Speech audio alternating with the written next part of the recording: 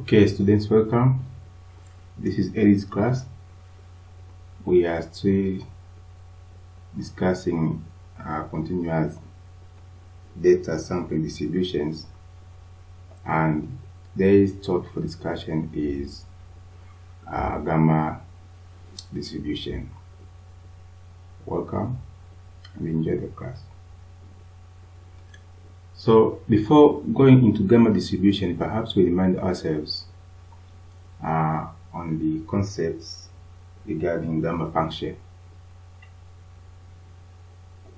Think, for instance, if you have a factorial problem, let's say you have n factorial. N can be a number, can be 1, 2, 3, 4, 5, 6, 7, 8, or anything else. Example I've given 4 factorial over there. So 4 factorial is writing 1 times 2 times 3 times 4, or 4 times 1 times 3 times 1 times 2 times 1. Okay, 4 factorial, this one. The same as taking 4 times 3 times 2 times 1. Okay, this 4 minus 1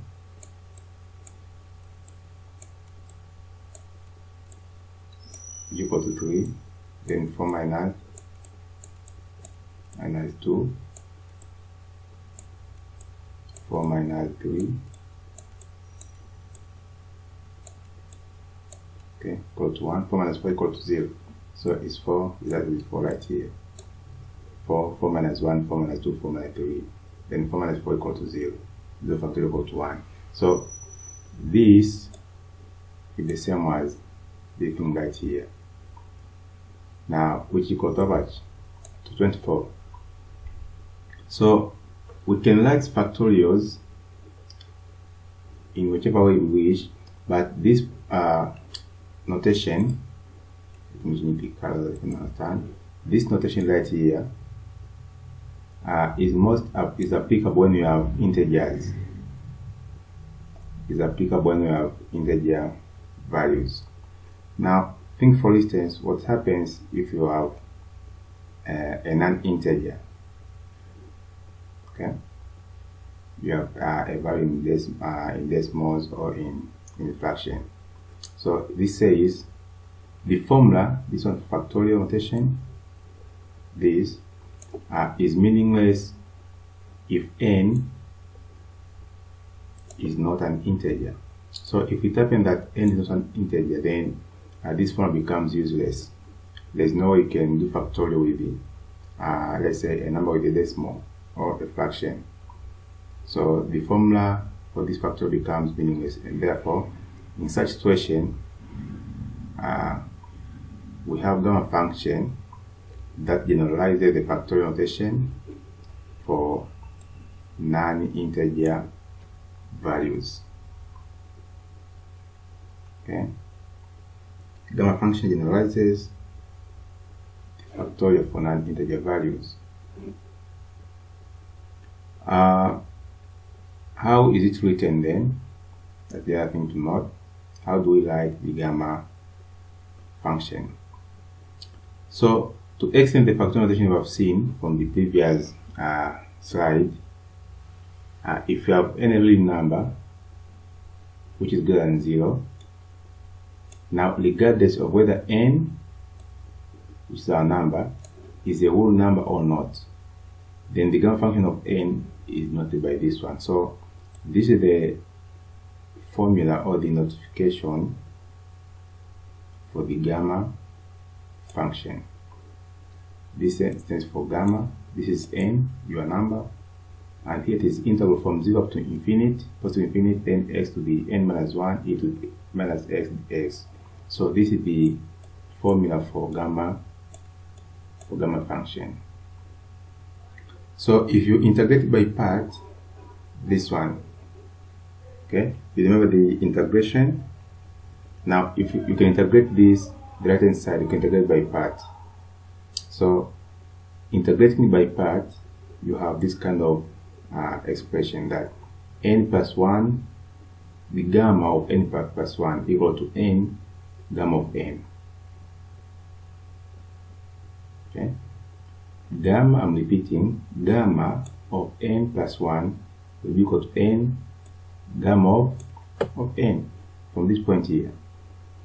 This is the gamma function. So if we integrate this, for instance, you take the gamma of n plus 1, it means in each place where there is n, you substitute n plus 1. So instead of n, you put n plus 1, then you integrate by parts. You will have n gamma of n plus 1 equal to n gamma of n, and similarly gamma of n plus 2 will be equal to n plus 1 gamma of n. So see, this is gamma of n plus 1 and this is gamma of n plus 2. See the outputs. We have n right here, and this is n gamma of n, but here we have additional term, it is n plus 1 gamma of n. So in similar fashion, if you have gamma of n plus 3, for instance, it could be n plus 1, n plus 2 gamma of n. If you have gamma of n plus 4, this would be gamma of n, so it will be equal to n plus 1, n plus 2, n plus 3 gamma of n. If it's n plus 5, it is n plus 1, n plus 2, n plus 3, n plus 4 gamma of n. Now, in such fashion, we can write gamma of n plus 1 equal to how much? Equal to n factorial. Simple. Like that. Okay. Gamma of n plus 1 equal to n plus 1 equal to n factorial. So gamma of 4, for instance, plus 1 is the same as taking 4 factorial. Or in other words, we can write gamma of 4 equal to how much? N minus 1 factorial equal to 3 factorial. This is the same as writing gamma of 5, this one, because 4 plus 1 equal to 5. So gamma of 5 equal to how much? To 4 factorial. Or gamma of 5 here equal to 5 minus 1 factorial, which is 4 factorial. So this is the concept about gamma function. So if you are given the gamma function, you need to find the factorial to find the value, then you simply take the factorial for that particular for the given value, provided an integer. If it's in decimals or in fraction, then you can use this notation here, and then you come up with the right answers all the time. So this is the gamma function. Now there is important case, it's gamma over half. Gamma over half, in some mathematical literature they use gamma over half as a constant equal to pi, but in some other literature they use gamma of a half equal to the square root of pi. So this is mostly used in statistics, but in many mathematical books they use gamma over half equal to pi as a constant. Okay, so remember this, we always know how to go about. The other thing which is important is gamma of 1.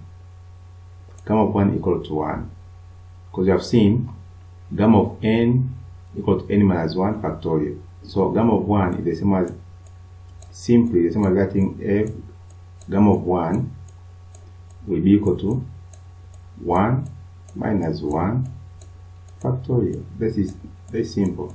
It's equal to 0 factorial equal to 1. Or you can simply substitute n equal to 1 in this equation right here, and you integrate. Okay, it will be 1 minus 1 equal to 0, so x to the 0 goes away. Then e power minus x dx, if you integrate this, then you substitute the limit from 0 up to 1, from 0 to infinity, then you end up having 1. So here are some examples for you to try to work on. Now, just give you the hint, what you have to know is the value of n, only that. For example, this is x to the fourth root of x, e power minus x. So this one is same as writing x power 1 over 4. Then e to the minus x dx. So we have to integrate from 0 to positive infinity. That is the question. So what you have to do is to compare this equation and this one right here. You can see it is n xn minus 1 e power minus x dx. So this n minus 1, compare it with this one to have the value of n. So you can simply write 1 over 4 equal to how much? N minus 1. Now it will be n. We take this to the left and we add. It will be how much? N will be equal to how much? Is it 5? Yes, 5. Something like 5 over 4. That's the value of n. So to evaluate this integral is the same as finding gamma of how much? Gamma of 5 over 4. Only that. So you use this thing right here, this notation to simplify, okay, and then you have the final answer. So I'm repeating what you have to do in solving this kind of a question. Let me change the font color. We have the fourth root of x e to the x dx. Now what we do is you simply write that is x, this one, power 1 over 4, then e to the minus x dx. It is integral. Now you compare this with the given gamma function, which is written as x n minus 1, then e power minus how much? X integral. So you compare this and this one to sort out the value of n. After having the value of n, then you use gamma of n equal to how much? N minus 1 factorial. N minus 1 factorial. Then you have the answer for this particular integral. As simple as that.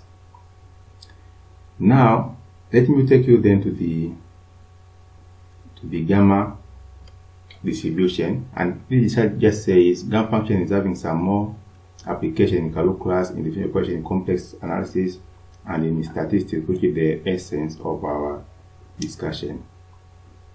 Okay, this is what we are trying to discuss. So with gamma distribution then, arises naturally in the process which we are waiting time between events are relevant. So when you have a process in which waiting time between events is of importance, then it's where now the gamma distribution comes in. So you can think of gamma distribution to resemble exponential distribution. Yes, they are all modeling waiting times, but there are some differences between the two, which I see as we move on. Okay, so both gamma distribution and exponential distribution, they all mod waiting time until the event of interest occurs. Okay, waiting time until an accident occurs, waiting time until let's say a student registers in the system, things like that. But be patient. I'm going to tell you the difference between the two, y gamma and y exponential, and here it is. Okay, but the difference between gamma and exponential distribution is that exponential distribution predicts the time until the first event occurs, but gamma predicts the waiting time until the nth event. Is it making sense? That with the exponential distribution, think for instance you are interested with the student registration in the system, for instance in the SI system. With gamma with the exponential distribution, could be interested on the waiting time until a student registers, a first student registers, that how long it takes for a student to register, okay, or in registration period, okay. So you can, with the exponential, you can say it takes maybe on average 2 minutes for a student to register. But when you move to gamma distribution, you'll be interested on the same thing, which is waiting time, but this time around it's a different scenario, that how long will it take, for instance, for the 4th student to register, okay, or for the 10th student to register. You see, that's the difference between gamma and exponential. They are all models for waiting times until the event of interest occurs, but exponential is for the event of interest for the first event, but with gamma it is for the nth event. Here is just an illustration. This is exponential, so this is times 0, okay, and this is, sorry, probability equal to 0, probability equal to 1. Now think of x to be your time, okay, let me change the font color. Think of x, this one to be the time, okay. So with exponential, we are interested on the time until the very first event occurs. This is n1, okay, that's exponential. But with gamma, you can see we have probability 0 to 1. Now we are interested in the waiting time until the nth event occurs. For this is event number 1, the second, the fourth, so the third, until the 4th. So the waiting time until the 4th event occurs. Waiting time until the 4th student registers in the system. Okay, that is gamma. So you can see the difference. Waiting time until the first event, waiting time until the 4th event. That's why I'm saying this is until the nth event, this is until the first event. Now that's the difference between the two, the gamma and the exponential distribution. So with that reason then, gamma distribution has 2 parameters. The exponential distribution has a single parameter, but with gamma we have 2 parameters. Okay, number 1 is the shape parameter, this one. Number 2 is the rate parameter. With the exponential we had only the rate parameter, we did not have the shape parameter. But with gamma we have the additional parameter, which is the shape parameter, and the other parameter is the rate parameter, which we had this also in exponential distribution. Now sometimes this one is taken as the reciprocal of the lambda. I think we saw in exponential distribution that we can write the formula in different forms depending on what we have. Do you have the rate, or do you have the number of events or the waiting times? So that's what applies when you are working with gamma distribution. So we shall see on how to write the formulas in the next 2 slides. Now here are some important things to note. We have said exponential distribution, we had a single parameter, that is the rate parameter. But in gamma we have the shape and the rate parameter. This is the shape parameter. We have the shape parameter, this one, shape, and this one is the rate parameter. Now, what's happened is, when the shape parameter equal to 1, the gamma distribution becomes exponential distribution. Okay? When alpha equal to 1, gamma distribution turns or changes into an exponential distribution. So in other words, we can say the exponential distribution is a special case of a gamma distribution, and it comes up when the shape parameter equals 1. I'm repeating. Exponential distribution is a special case or a special distribution which arises from the gamma distribution. And we have exponential distribution from the gamma distribution when the shape parameter or alpha equal to 1. That's number 1. Number 2 is that when the rate parameter equal to 1, we have what we call a standard gamma distribution. When the the rate parameter equal to 1, we have a standard gamma distribution. So these are the two things you have to remember. When the shape parameter equal to 1, we have the exponential distribution. When the rate parameter equal to 1, we have the standard gamma distribution. Okay, those are the two things important things you have to remember. Now, here the definition of the function, the formula for gamma distribution, that a random x, variable x, has a gamma distribution, and it is referred to as a gamma random variable if its probability density function is given by this formula here. Now, this is the probability density function for a random variable that follows gamma distribution. Remember this beta is the shape parameter, is the rate parameter, and alpha is the shape parameter. So I was saying that when alpha equal to 1, what's happened? If you substitute 1 right here, you have gamma of 1. Okay, gamma of 1 equal to 1, right? So this goes away, it remains 1. If you substitute 1 right here, we have 1 right here. We have 1 minus 1. 1 minus 1 equal to 0. X to the power 0 equal to 1. So we remain with 1 over much? Over beta power 1 times e. So let me write this. Change the thickness of my pointer.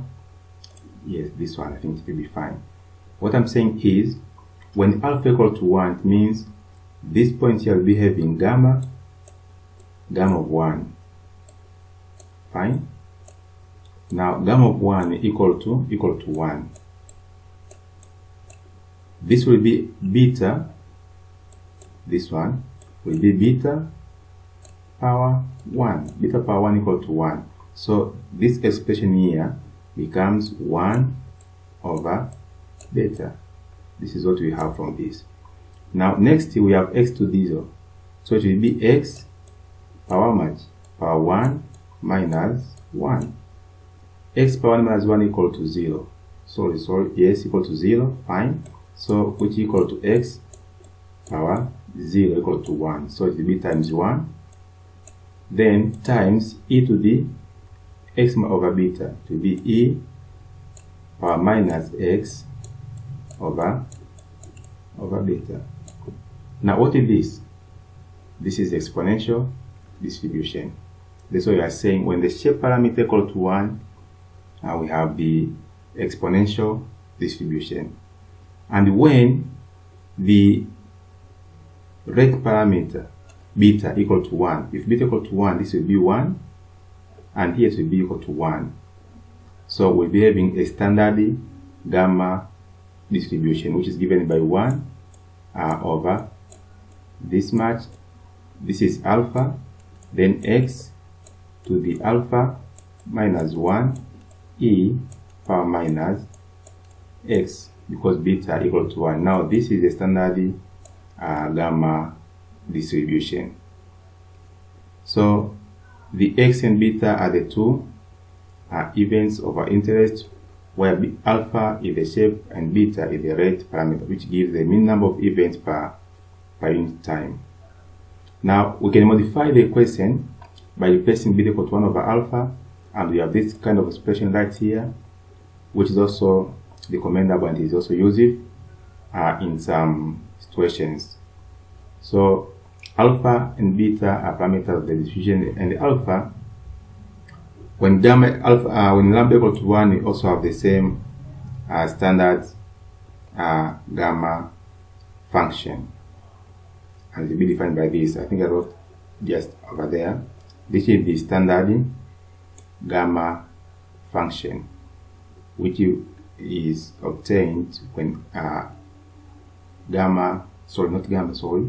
which is obtained when lambda equal to 1. So those are things to remember. First, exponential distribution is a special case of gamma distribution. It's obtained when the shape parameter alpha equal to 1. Number 2, when beta or lambda equal to 1, the rate parameters, they give the standard gamma function.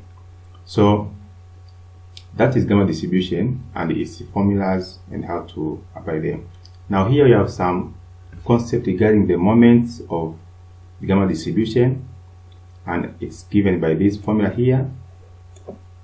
Okay, this is the formula for calculating the rth moment of a gamma distribution. Now the proof for this is left as an exercise, and I won't go on proving this one, but rather I'm going to show you how to come up with the mean and the variance of gamma distribution. So this is the variance, not the variance. This should be read as variance, not variance. Okay, this is not be there. So the mean for gamma function is given by alpha over beta or alpha beta square, or it can be alpha over lambda or alpha over lambda square. So it depends on what you are referring to, which of the two formulas you are using. But all of these can be used as the formulas for calculating the mean and variance of gamma function. Now here are some of the proof. Okay, I think I wrote it down here, fine. Okay, depending on which one you are using. All these can be applicable to find the mean and variance for gamma distribution depending on the formulas we are trying to use. Here is the distribution, so not distribution, the proof for the mean. I've used the concept of expectation to prove for the mean and the variance of gamma function. So you can go through the proof and see how to come up with the mean and variance of gamma distribution. The proof is very simple. Just because the formula for expectation, you use the concept relating to gamma function, then you come up with the final estimates. So the proof for the mean is left as an exercise for you, and we have also some proofs for the variance. Here you can find it. The proof for the variance of gamma distribution. I first start by finding the expression of x squared. Then from there, you do some mathematics right here, application of gamma function. You come up with the expression of x squared at this much. Okay. Then from there, you have the gamma function, which is given by that expression right there. So you can always come from the expression of x squared. You use the concept of expectation to come up with the variance, and then you have the mean and variance of the gamma function. Now the proof at here, you can just follow, and then you have your last expression. This is the variance. So that's all about gamma function. Here are some few additional things which are not that much important. You can go through them, and I'll later on give some examples on how to solve different problems regarding the gamma function. So you can go through this slide and see how to come up with the mean, the variance of gamma distribution from this slide. Okay, you go through this slide, you make some simplification, and also this slide gives you the procedures for coming up with the mean of the gamma distribution. Thank you for listening, and be with me in the next presentation. I'll be trying to do some examples regarding gamma distribution. Enjoy.